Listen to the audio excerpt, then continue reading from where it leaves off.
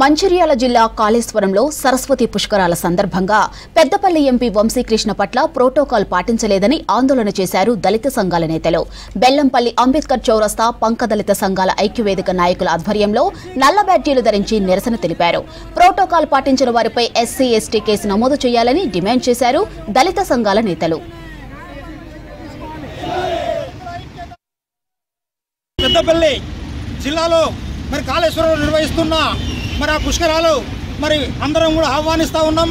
అదే సందర్భంలో మరి ఎవరైతే మా దళిత ఎంపీ ఉన్నారో గౌరవనీయులు మరి గడ్డం వంశీకృష్ణ గారి ఫోటోను అందులో పెట్టకపోవడం, మరి ఆయనకు ఆహ్వానాన్ని పంపకపోవడం, ఇది మా యావత్ దళిత సమాజాన్ని కూడా అవమానపరిచినట్టుగానే మేము భావిస్తూ ఉన్నాం.